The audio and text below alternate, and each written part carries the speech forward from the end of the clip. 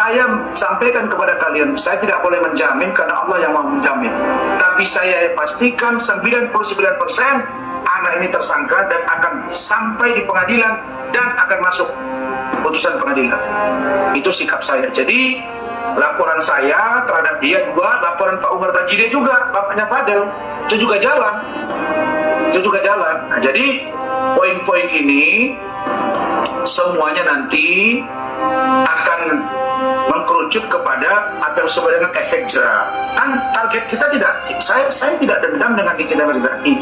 Saya hanya memberi kepada dia efek jerah agar kalau bicara itu jangan suka-suka, jangan menghina orang, jangan mencaci maki. Saya minta, ya kalau lu benci sama gua, lu jangan serang pribadi gua dong. Kita bicara pada pokok perkara saja. Dr. Reza Gladys, laporin dia tersangka sekarang. Iya kan? Ditanya, apakah saya sedih? Sedih. Kenapa sedih? Ya karena ancaman hukumannya 20 tahun, kejahatan cyber.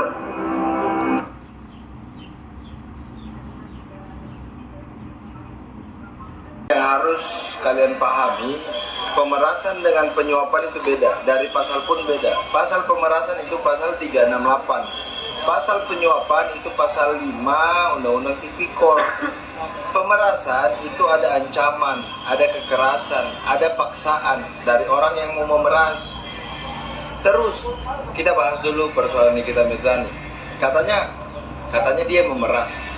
Pertanyaannya, apakah dia memaksa, apakah dia mengancam, apakah dia menggunakan kekerasan? Kalau jawabannya enggak, ya hati-hati. Itu pertama.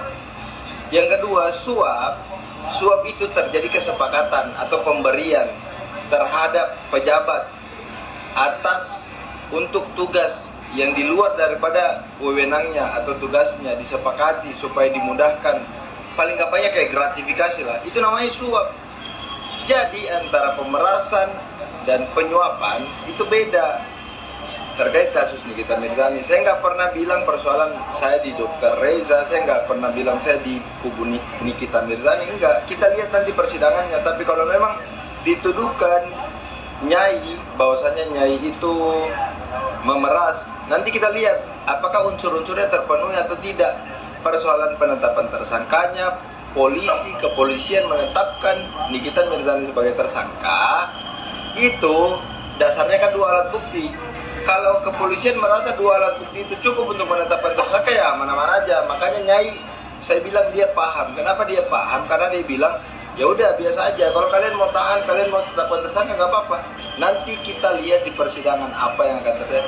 Kayak gitu teman-teman. Jadi pemerasan dengan penyuapan, gampangnya kalian pahami, di dalam penyuapan itu ada kesepakatan, itu pemberian. Pemerasan ada kekerasan, ada ancaman, ada paksaan, kayak gitu.